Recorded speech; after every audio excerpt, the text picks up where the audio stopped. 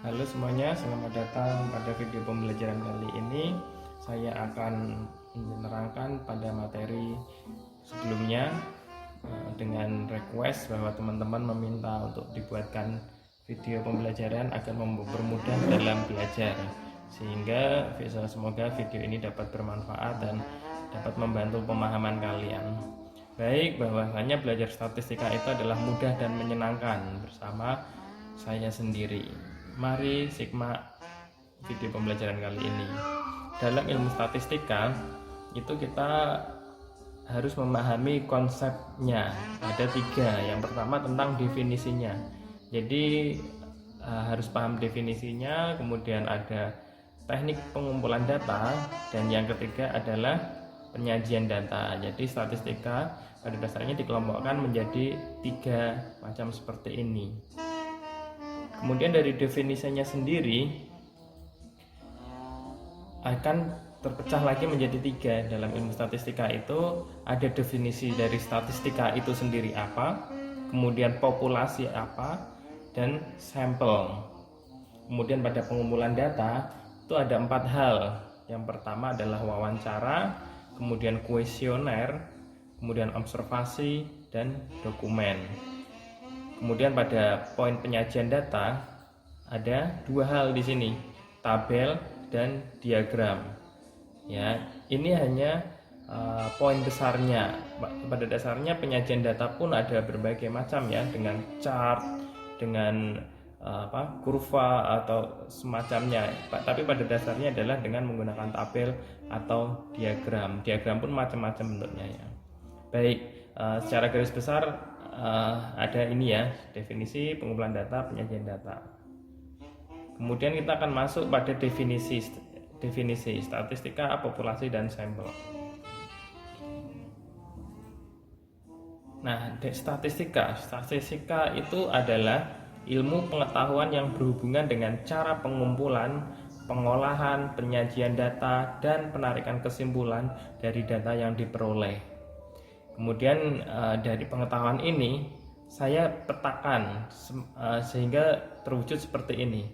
Pada dasarnya statistika itu berawal dari sebuah pengumpulan data. Kemudian ketika data terkumpul, kemudian dilakukan pengolahan data. Selanjutnya data yang sudah diolah harus disajikan penyajian data. Tadi ya, penyajian data. Kemudian yang terakhir adalah ditarik sebuah kesimpulan. Nah, ini konsep dari statistika itu sendiri. Kemudian di dalam ilmu statistika itu selalu ada yang namanya populasi dan sampel. Apa itu populasi? Populasi adalah himpunan semua objek yang menjadi sasaran penelitian. Jadi katakanlah keseluruhan objek yang akan diamati atau diteliti itu adalah populasi. Sedangkan sampel adalah himpunan bagian dari populasi yang diambil untuk dijadikan sasaran penelitian.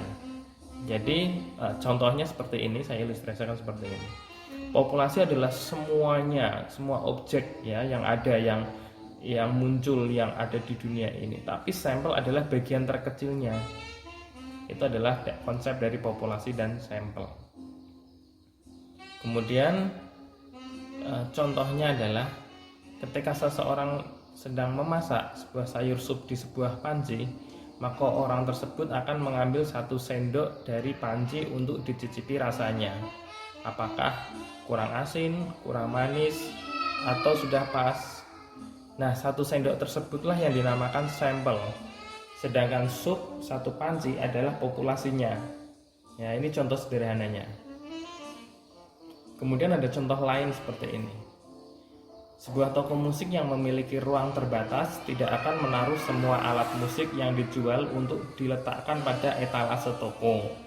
Penjual tersebut hanya akan meletakkan beberapa alat musik sebagai sampel untuk didisplay agar para pengunjung toko dapat mencoba alat musik yang dijual.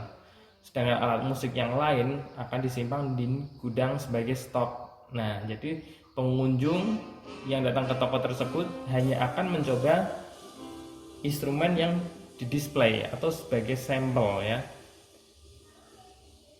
Nah, kemudian contoh kasus lain seperti ini, misalkan di lingkup kampus. Jadi misalkan seorang mahasiswa program studi pendidikan musik hendak mengerjakan tugas akhir skripsi dengan meneliti tentang struktur, bentuk, dan analisa musik di era klasik.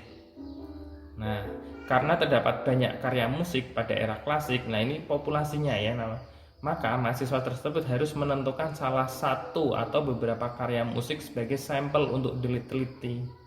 Nah, jadi populasinya itu banyak ya, keseluruhan lagu lagu pada karya era klasik kan banyak sekali. Namun peneliti tersebut tidak harus semuanya gitu, karena akan susah. Jadi harus mengambil sampelnya saja. Bisa satu atau beberapa karya musik. Nah, itu namanya sampel. Jadi salah satu atau beberapa karya musik tadi itu menandakan jumlah. Nah, itu dia. Jadi kemudian dalam sampling itu ada macam-macam ya. Sampling itu teknik sampel ya, teknik mengambil contoh dari sebuah populasi. Ada yang non probability itu yaitu populasinya tidak dapat dihitung secara pasti gitu.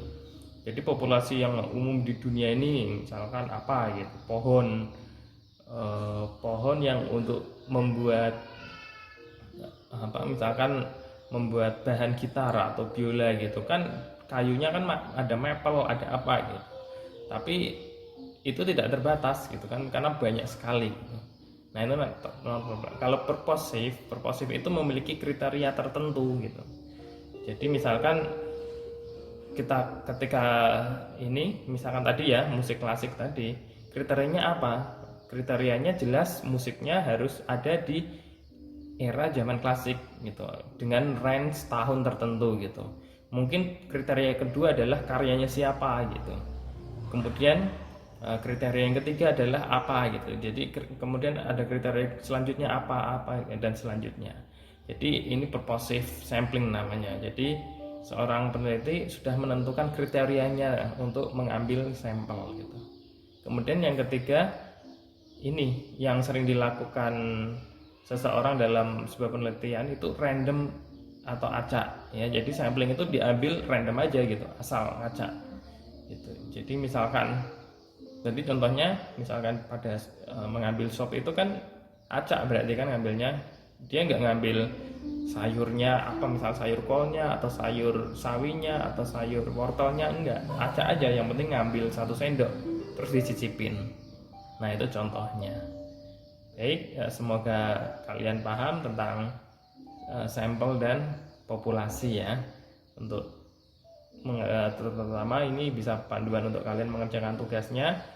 Silahkan kalian kerjakan, semoga membantu. Terima kasih.